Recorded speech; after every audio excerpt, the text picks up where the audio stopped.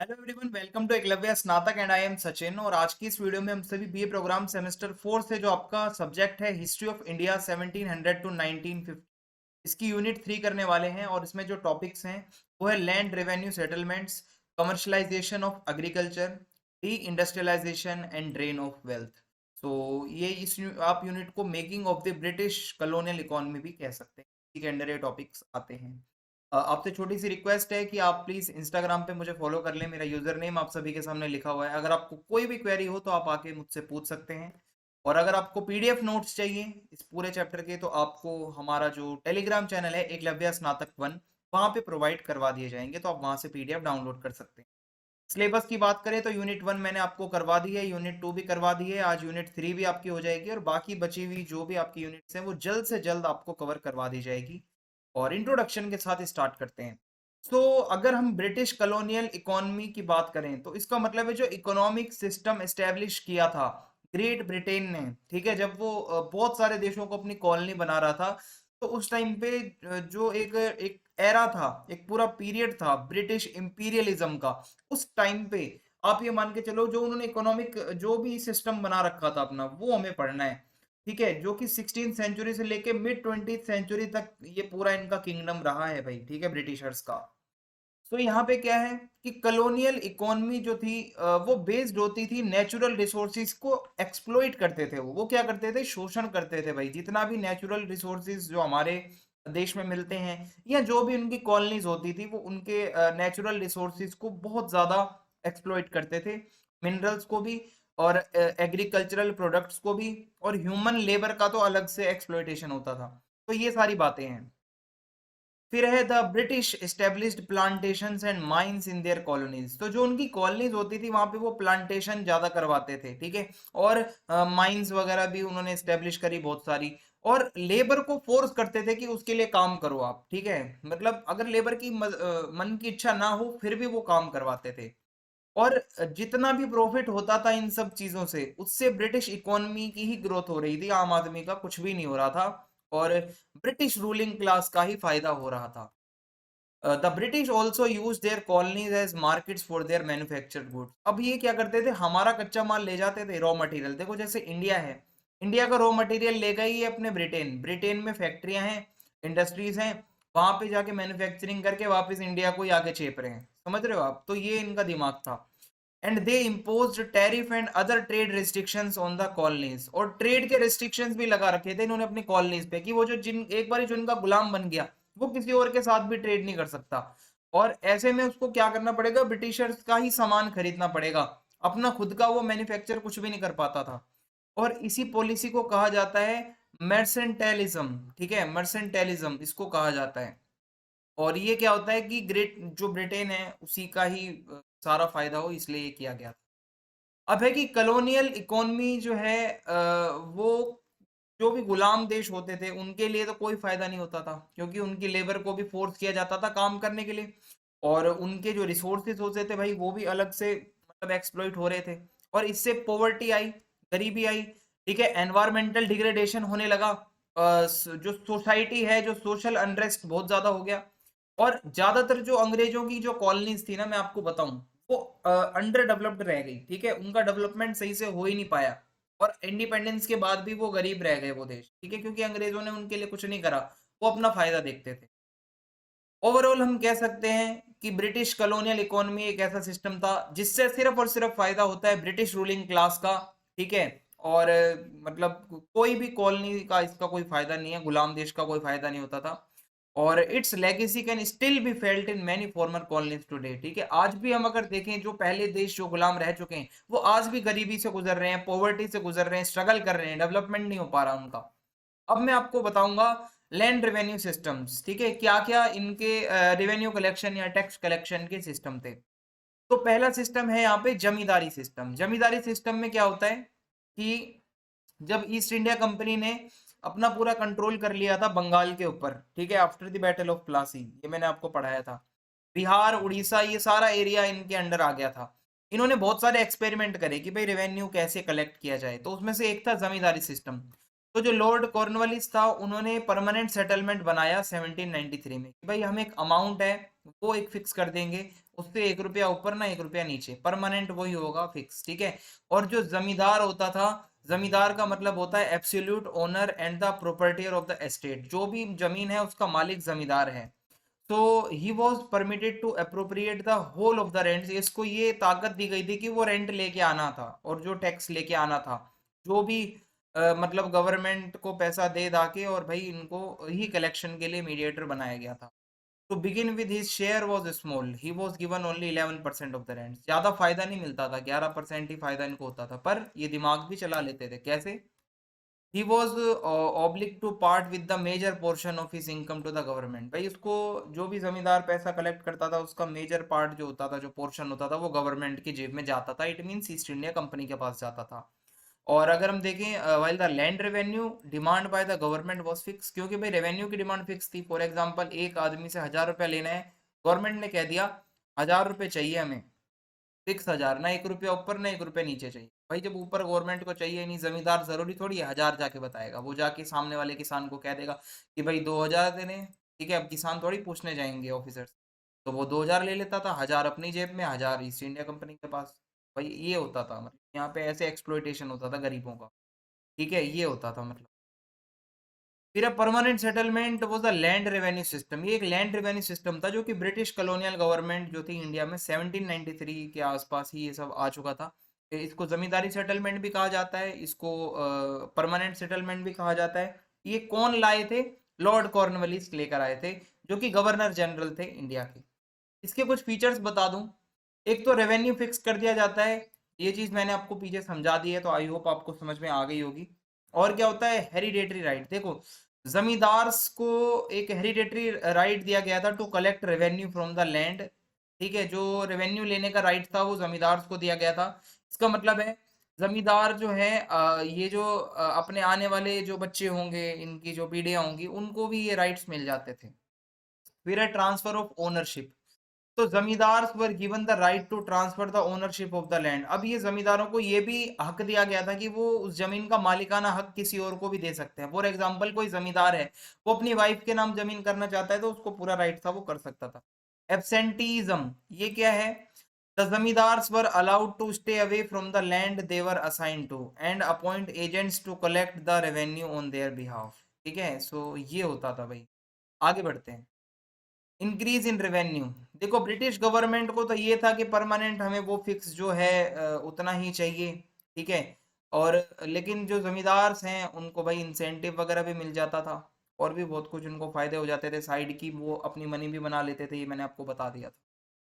फिर the permanent settlement had a significant impact on the Indian economy. तो इसका बहुत सिग्निफिकेंट इम्पैक्ट हमें देखने को मिलता है, और इससे क्या है कि एक स्टेबिलिटी आई रेवेन्यू सिस्टम में, ठीक है। और इससे जो मतलब पावर थी जमींदार की, वो भी काफ़ी ज़्यादा एंट्रेंच्ड हुई, ठीक है, एंट्रेंच्ड हुई। और जो ज़्यादातर ये क्या करते थे जमींदार, पहले फार्मर्स को बहुत ज़्यादा एक्सप्लॉइट करते थे। अब क्या होता है कि थोड़ी सी इनकी पावर कंट्रोल कर ली थी ईस्ट इंडिया कंपनी ने। और अगर मैं आपको बताऊं, the permanent settlements also led to the creation of new class of landlords who were often absentee and uninterested in the welfare of the farmers. कुछ लोग ऐसे भी थे जो लैंडलॉर्ड थे, जो कि फार्मर के भले के लिए बिल्कुल भी नहीं इंटरेस्टेड थे, कुछ भी नहीं सोचते। इसके बाद देखो भाई, जो ब्रिटिश ईस्ट इंडिया कंपनी है, उनको ये समझ में आ गया कि भाई इसमें हमारा कोई फायदा नहीं हो रहा। परमानेंट जो सेटलमेंट है, इसमें सारे पैसे तो जमींदार मार रहे हैं, हमें तो उतना ही फिक्स करके जितना रेट दिया है ला के दे रहा है, बाकी ऊपर से तो वो कमा रहा है। अब रैयतवाड़ी सिस्टम आया। रैयतवाड़ी सिस्टम जो होता है, ये भी एक लैंड रेवेन्यू सिस्टम था, जो कि ब्रिटिशर्स लेके आए कॉलोनियल पीरियड में। इसमें क्या होता है? Individual ownership of land. तो इस सिस्टम में क्या था? Land is owned by individual cultivators rather than by landlords और द स्टेट। तो इसमें जमींदारों के पास जमीन नहीं थी, इसमें जो जमीन के जो मालिक हैं, जो ओनर हैं, वो खुद रैयत हैं, जो कल्टीवेटर हैं, ठीक है, जो किसान है, वही होता है। Direct collection of revenue. अब इसमें क्या होता था? जो ईस्ट इंडिया कंपनी है, वो डायरेक्ट जाके किसानों से ले रही थी भाई अब रेवेन्यू। पहले तो जमींदार को ये काम दिया था ना, बीच में बिचौला बनाया था कि यहाँ से ईस्ट इंडिया कंपनी है और यहाँ से जो किसान है, बीच में बिचौलिया बना दिया इसको, जमींदार को। अब ये सिस्टम खत्म कर दिया, अब कंपनी सीधा जाके टैक्स लेने लगी। और अगर मैं आपको बताऊं, असेसमेंट ऑफ लैंड रेवेन्यू, तो land revenue is assessed based on the area of the land cultivated and the nature of crops grown. तो लैंड रेवेन्यू इस पे आधारित होता था कि भाई कितने एरिया पे कल्टीवेशन हुआ है और क्रॉप्स जो है उसका नेचर कैसा है, किस तरीके की। Fixed rate, so land revenue rate जो है वो फिक्स होते थे और and subjected to periodic revision, कुछ समय बाद उसको रिवाइज किया जाता था। They are usually based on the productivity of the land, तो लैंड की जो प्रोडक्टिविटी होती थी उसी पे रेट जो है ये फिक्स। टेन्योर, इसमें है कि एक जो किसान होता था, the cultivators right to cultivate the land is protected by law and he has the right to pass it. देखो भाई, एक किसान के पास पूरा अधिकार था कि वो खेती कर सकता है अपनी जमीन पे, उसको ये भी अधिकार दिया गया था कि वो अपने बच्चों को, आगे आने वाली पीढ़ियों को भी बेच सकता है या दे सकता है। गवर्नमेंट कंट्रोल, इसमें क्या है, the state exercises control over the land and can take against. देखो भाई, यहाँ पे ईस्ट इंडिया कंपनी को पूरा एक्शन लेने का अधिकार था। ठीक है, अगर पेमेंट नहीं मिलती या कोई जो नियम कानून तोड़े, वॉयलेट किया, तो आपको यहाँ पे हो सकता है कि स्ट्रिक्ट एक्शन देखने को मिले कंपनी की तरफ। फिर लिमिटेड राइट्स, सो कल्टीवेटर्स के जो राइट्स थे वो काफ़ी लिमिटेड थे। ठीक है, मतलब खेती बाड़ी करने के चार दीवारी तक ही सीमित थे और उनका कोई राइट नहीं था मिनरल्स के ऊपर, टिम्बर के ऊपर या और कोई रिसोर्सेज के ऊपर। फिर उसके बाद है महलवाड़ी सिस्टम। महलवाड़ी सिस्टम क्या है, ये भी एक लैंड रेवेन्यू सेटलमेंट है, ये भी ब्रिटिश कॉलोनियल पीरियड में ही आया था। और इसमें क्या होता है, कलेक्टिव रिस्पॉन्सिबिलिटी आ गई कि the village community was held collectively responsible. देखो, ये पूरा विलेज है, तो ये विलेज कम्युनिटी को पूरा अब वो दे दिया गया जिम्मा कि आप जो है लैंड रेवेन्यू दोगे। लैंड असेसमेंट, तो इसमें ये होता था कि भाई असेसमेंट ऐसे होता था कि एक्चुअल कल्टीवेशन जो हुआ है हर प्लॉट का, हर लैंड का, वो देखा जाता है और फिर उसके बाद रेवेन्यू फिक्स किया जाता है इसमें। रेवेन्यू शेयरिंग, सो लैंड रेवेन्यू है वो शेयर होता था between the government and the cultivators in a fixed ratio. एक रेशियो फिक्स कर दिया जाता था, 50-50, 60-40 या 30-70, ऐसे रेशियो होता था। और उसमें से रेवेन्यू जो भी बनता था वो शेयर हो जाता था, कुछ ईस्ट इंडिया कंपनी के पास जाता था पैसा और बाकी का किसानों के। नो इंडिविजुअल ओनरशिप, सो इस महलवाड़ी सिस्टम में क्या था, इंडिविजुअल ओनरशिप जो है वो नहीं थी। Instead the village community had collective ownership of the land, village पूरे कम्युनिटी, एक पूरे गांव की कलेक्टिव रूप से एक ओनरशिप थी। फिर revenue collection, so revenue was collected by the government appointed. अब देखो यहाँ पे गवर्नमेंट ने कुछ ऑफिशियल्स को अपॉइंट किया जो कि रिस्पॉन्सिबल थे ये सारे मतलब मेंटेन करने के लिए जो भी लैंड रिकॉर्ड्स वगैरह होते हैं।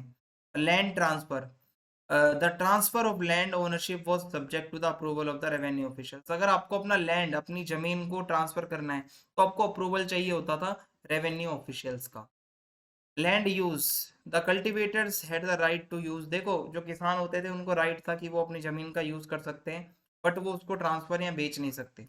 लैंड इम्प्रूवमेंट, कल्टीवेटर्स को ये पूरा अधिकार था कि वो अपनी ज़मीन को उपजाऊ बनाने के लिए, अच्छा बनाने के लिए कुछ भी कर सकते हैं, जैसे कि वो वेल्स वगैरह, कुएं वगैरह बना सकते हैं, बट और कोई एक्स्ट्रा राइट नहीं मिलेंगे उनको। ठीक है, आगे बढ़ते हैं। अब है कमर्शलाइजेशन ऑफ एग्रीकल्चर। इसका मतलब है कि ब्रिटिश कॉलोनियल रूल के टाइम पे जो एग्रीकल्चर है उसका बहुत ज़्यादा कमर्शलाइजेशन हुआ इकोनॉमी को फ़ायदा पहुंचाने के लिए। तो British colonial government implemented policy, British colonial government ने बहुत सारी पॉलिसीज़ को इम्प्लीमेंट किया, जिससे क्या होता था, जो कैश वाली क्रॉप्स होते हैं जो बेची जाती हैं, जैसे है टी है, कॉफ़ी है, शुगर है, कॉटन है, तंबाकू है। ठीक है, ये यूरोपियन मार्केट्स में माल जाता था, ये सारी चीज़ें जो है वो बेची जाती थी। सो ये एक स्ट्रेटजी होती थी, मर्सेंटेलिज्म जो मैंने आपको पीछे बताया था उसी की ही एक स्ट्रेटजी है, which sought to increase export and decrease imports. ठीक है, इसमें क्या होता है कि एक्सपोर्ट ज़्यादा हो और इंपोर्ट कम हो, ये इनका अंग्रेजों का मानना था। So to promote the production of cash crops, देखो भाई, कैश क्रॉप्स को प्रमोट करने के लिए यानी कि आगे बढ़ावा देने के लिए ब्रिटिश कॉलोनियल गवर्नमेंट ने क्या करा, बहुत सारे लैंड रेवेन्यू पॉलिसीज वगैरह लेकर आए। ठीक है, कभी वो बीच में लैंड ओनर होता था जो मतलब मेन जो बिचौलिया होता था, कभी डायरेक्ट, जैसे रैयतवाड़ी सिस्टम में अंग्रेज जो है वो डायरेक्ट जाके कल्टीवेटर से ले रहे हैं, तो ये सब चल रहा था। जैसे यहाँ लिखा है ना कौन कौन सी जो पॉलिसीज थी, जमींदारी सिस्टम है। ठीक है, ये आपको पता ही है कि जो वेल्दी, जो लैंड ओनर्स होते थे उनको ये पूरी जमीन वगैरह रखने का पूरा अधिकार था। और क्या है, the British government also imposed taxes on subsistence crops. ठीक है, making it more profitable for farmers to grow. अब इसमें क्या है कि ब्रिटिश गवर्नमेंट ने टैक्स लगाया सब्सिस्टेंट क्रॉप्स के ऊपर भी। ठीक है, ताकि और ज़्यादा फायदा हो सके फार्मर्स को। ठीक है, और एक्सपोर्ट के लिए ज़्यादा से ज़्यादा क्रॉप्स हो हमारे पास। द ब्रिटिश कॉलोनियल गवर्नमेंट, यानी कि जो ब्रिटिशर्स की गवर्नमेंट थी, उन्होंने इंफ्रास्ट्रक्चर पे बहुत पैसे लगाया है भाई, रेलवे है, पोर्ट है, रोड है, ताकि ट्रांसपोर्टेशन अच्छे से हो सके, कैश क्रॉप्स वगैरह का जो हमें बेचनी है, इधर से उधर ले जानी है। और कैश क्रॉप्स के आने से क्या होता है, प्लांटेशन इकोनॉमी आती है। स्मॉल स्केल फार्मर्स को तो भाई नुकसान सा हो जाता है, ठीक है, लेकिन अब जो है जितनी भी चीज़ें होनी थी वो सारी प्लांटेशन वगैरह वाली क्रॉप्स पे ज़्यादा ध्यान दे रहे थे जो अंग्रेज थे, क्योंकि वही कैश क्रॉप ज़्यादा होती है। और है द कमर्शलाइजेशन ऑफ एग्रीकल्चर है, देखो इसके पॉजिटिव भी है, नेगेटिव इम्पैक्ट भी है। पॉजिटिव साइड अगर हम देखें तो इससे क्या होता है कि एक्सपोर्ट सेक्टर काफ़ी बढ़ा, ठीक है, और रेवेन्यू काफ़ी बढ़ा, एम्प्लॉयमेंट बढ़ा, अपॉर्चुनिटीज़ बढ़ी प्लांटेशन सेक्टर में। और नेगेटिव साइड को देखें तो छोटे मोटे जो फार्मर्स है भाई, उनका काफ़ी नुकसान हुआ है, उनका एक्सप्लॉयटेशन होता है, जो छोटे लैंड ओनर हैं उनका बहुत ज़्यादा नुकसान होता है। फिर उसके बाद है, ओवरऑल हम ये कह सकते हैं कि मतलब जो कमर्शलाइजेशन हुआ एग्रीकल्चर का, वो काफ़ी इसने एक अहम रोल प्ले किया एक ब्रिटिश कॉलोनियल जो है इकोनॉमी को बनाने में, हम कह सकते हैं। फिर है डी इंडस्ट्रियलाइजेशन। इसका मतलब है during British colonial rule in India, Britishers जब इंडिया में थे उन्होंने हमारी बहुत सारी इंडिजीनियस इंडस्ट्रीज को डिस्ट्रॉय करके रख दिया, और इससे ज़्यादा फायदा ब्रिटिशर्स को हो, यही इनका मेन मोटिव था। सबसे जो इन्होंने सिग्निफिकेंट वे देखा वो है indigenous industries were destroyed was through the imposition of discriminatory tariffs. Tariffs लगा दिए, बेमतलब के टैक्स लगा दिए, ट्रेड बैरियर लगा दिए, ताकि हो क्या कि बाहर से मंगवाना ही पड़े, इनसे इंपोर्ट करना ही पड़े। तो ये सब चल रहा है। The British government also implemented, कुछ और भी पॉलिसीज ऐसी लगाई गई that favour the export of raw materials from India, और इसका जो ये किस चीज़ को फेवर करती है कि जो रॉ मटेरियल्स हैं इंडिया से वो एक्सपोर्ट होंगे, ठीक है। यहाँ पे उनको नहीं करना था अंग्रेजों को डेवलपमेंट इंडस्ट्रीज का, वो हमारा रॉ मटेरियल ले जाके अपने देश ले जाते थे। फॉर एग्जाम्पल इंडिया का जो कॉटन है, जो कच्चा जो कपास होता है, उसको एक्सपोर्ट किया जाता था ब्रिटेन के अंदर, और फिर वहाँ पे वहाँ उनको टेक्सटाइल इंडस्ट्रीज में और मैन्युफैक्चरिंग वगैरह वहाँ पे की जाती थी, फिर वापिस आके इंडिया में ही बेचा जाता था और महंगे रेट पे। और द ब्रिटिशर ऑल्सो प्रमोट, देखो अब कैश क्रॉप्स को ज़्यादा प्रमोट करने पे ध्यान दिया इन्होंने, जैसे चाय है, कॉफ़ी है, इंडिगो है, जिससे जो पुरानी जो ट्रेडिशनल क्रॉप्स थी, ठीक है, वो तो डिस्प्लेस हो गई पूरी तरीके से, और बहुत जगह लोगों ने सफर। तो भाई यहाँ पे होता क्या है कि ब्रिटिशर्स जो थे वो चाय, कॉफी, इंडिगो, ये कैश क्रॉप्स को ज्यादा प्रमोट कर रहे थे, जिससे जो ट्रेडिशनल क्रॉप्स थी भाई वो तो एकदम से मतलब आप समझ लो कि उनको बहुत नुकसान हुआ, और जो लोकल इंडस्ट्रीज थी उनका डिस्ट्रक्शन हो गया। अब ब्रिटिश गवर्नमेंट जो है उन्होंने एस्टेब्लिश किया टेक्सटाइल मिल्स वगैरह को भी, फैक्ट्रीज वगैरह को भी इंडिया के अंदर, and use their monopoly power to crush, देखो लोकल जो इंडिया की टेक्सटाइल इंडस्ट्रीज थी वो उन्होंने पूरी तरीके से क्रश कर दी, ठीक है। और क्या है कि British made textiles flooded the Indian market which made it difficult, देखो अंग्रेजों ने जो अब टेक्सटाइल मार्केट में कदम रखा, तो जो लोकल बुनकर वीवर्स वगैरह जो होते हैं, जो आर्टिसंस थे भाई, उनका तो काम धंधा ही चला गया, ये समझ लो अंग्रेजों ने सब कुछ खत्म कर दिया उनका, ठीक है। द ब्रिटिश ऑल्सो इम्पोज, अब इन्होंने हैवी टैक्सेस भी लगाए और फाइनेंशियल बर्डन्स भी डाल दिए हमारी इंडियन इंडस्ट्रीज या इंडस्ट्रियस्ट जो मतलब इंडस्ट्रीज के मालिक हैं उनके ऊपर। फॉर एग्जांपल उन्होंने सॉल्ट टैक्स लगाया, ठीक है, जो सॉल्ट जो बनाते थे लोकल सॉल्ट प्रोड्यूसर, उनके लिए देखो कितना मुश्किल हो गया, नमक बनाने पे भी टैक्स लगा दिया। और इम्पोर्टेड जो नमक है वो लेने के लिए लोगों को वो कह रहे हैं कि जो हमने नमक बनाया है आप वो खरीदो, लोकल जो नमक यहाँ पे बन रहा है इंडिया में ये हम नहीं बनने देंगे। तो ये इनका दिमाग था, और इन्होंने इंडियन टेक्सटाइल्स के ऊपर बहुत ज्यादा टैक्स लगाया, जिससे कि लोगों को मजबूर कर दिया कि भाई बाहर का ही सामान खरीदो जो ब्रिटेन से बन के आ रहा है। और यहाँ पे क्या है कि उनके खुद के सामान वगैरह के लिए फेवरेबल कंडीशंस वगैरह बनाने के लिए ब्रिटेन यूज्ड पॉलिटिकल पावर, उन्होंने अपनी पॉलिटिकल पावर भी यूज करी, हमारा भारतीय सामान जो है उसको नीचा दिखाने के लिए अंग्रेजों ने अपनी पॉलिटिकल पावर भी यूज करी। And the English company manipulated prices, ठीक है, इन्होंने प्राइसेस को मैनिपुलेट किया, which was detrimental to the interest of the Indian. इससे क्या हुआ कि हमारे जो भारत के आर्टिसंस थे उनको बहुत ज्यादा नुकसान हुआ, और इससे ऑपरेश मतलब सबसे ज्यादा कौन हुए, जो वीवर्स थे, जो बुनकर वगैरह थे, ठीक है। हमारी जो इंडियन इंडस्ट्रीज हैं, खासकर कॉटन की इंडस्ट्री, बहुत ज्यादा नुकसान हुआ, कॉटन इंडस्ट्रीज ऑफ बंगाल। अबे ड्रेन ऑफ वेल्थ, देखो इससे क्या होता है कि there was drain of wealth from India, India के अंदर से वेल्थ जो है वो पूरी तरीके से खत्म होती जा रही थी ईस्ट इंडिया कंपनी के टाइम पे, क्योंकि इंग्लिश जो कंपनी है वो क्या करती थी, मतलब खरीदती थी Indian goods and out of the revenue collected from the Bengal and exported them to England. जो रेवेन्यू आता था उससे भारतीय सामान खरीद कर उसको एक्सपोर्ट कर देती थी इंग्लैंड, फिर वहां से मैन्युफैक्चर करके वापस इंडिया। ये इनका चल रहा था पूरा मामला। सो इट इज, यहाँ पे अगर हम नोटिस करें, जो ड्रेन होता है वेल्थ का इंडिया से इंग्लैंड की तरफ, इससे इंडस्ट्रियल जो डेवलपमेंट है वो इंग्लैंड का हुआ है। वो हमारे यहाँ से पैसा निकाल के अपने इंग्लैंड में भेज रहे हैं, ड्रेन कर रहे हैं हमारा पैसा। और इंडस्ट्रियल रेवोल्यूशन भी चल रहा है इंग्लैंड में। हमारे यहाँ की इंडस्ट्रीज तो खत्म होती जा रही है, यहाँ से पैसा निकाल के वो अपनी इंडस्ट्रीज को आगे बढ़ा रहे हैं, और इस तरीके से सब चल रहा है। तो यहाँ पे क्या है, इंडस्ट्रियल रेवोल्यूशन का जो इनिशियल स्टेज था इंग्लैंड का, उसमें ज्यादा से ज्यादा पैसा इंडिया से आता था, और फिर वो ज्यादा से ज्यादा इंडस्ट्रियल प्रोडक्शन इंग्लैंड में भी हो रहा था। और अगर हम यहाँ पे देखें about the economic impact of the English company on India, यहाँ पे जो है डॉक्टर ताराचंद जी हैं, ये लिखते हैं कि it destroyed the trade and industry of the, मतलब इंडिया या फिर कंट्री। ये कहते हैं कि अंग्रेजों ने हमारी ट्रेड को, हमारी इंडस्ट्री को पूरी तरीके से डिस्ट्रॉय कर दिया। और ये स्टार्ट होता है excluding the Indian products from European markets. हमारी जो भारतीय सामान है उसको यूरोपियन मार्केट से ही बाहर निकाल दिया जाता है, वहीं से इसकी स्टार्टिंग हुई। और क्या हुआ, जो प्रोडक्टिव ऑर्गेनाइजेशन है इंडिया का वो पूरी तरीके से डिस्ट्रॉय हो गया, हमारी इंडस्ट्रीज को इन्होंने खत्म कर दिया, पैसा सारा हमारा ले जाके वो अपने इंग्लैंड ले जा रहे हैं। और एक टाइम पे सोने की चिड़िया कहे जाने वाला भारत, जो इतना अमीर था, वो गरीबी में चला गया, बीमारियों में फंस गया, बहुत दुखद हो गया सब कुछ, लोग भूखे मरने लगे। 1857 आते आते लोगों ने अब आवाज उठानी स्टार्ट कर दी भाई अंग्रेजों के।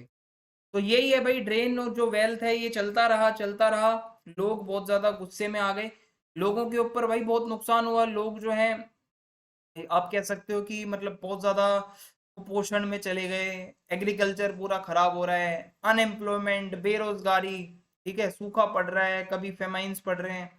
तो ये सब है। एंड जो अंग्रेज हैं, जो इंग्लिश मैन है, वो अमीर होते जा रहे हैं, इंग्लैंड की वेल्थ बढ़ती जा रही है, इंडस्ट्रियल रेवोल्यूशन दबा के चल रहा है, इंडिया में कुछ है ही नहीं।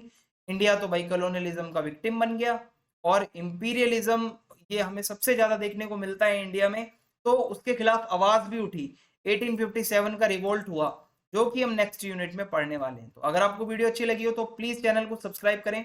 जय हिंद, जय भारत, मिलते हैं नेक्स्ट वीडियो में। धन्यवाद।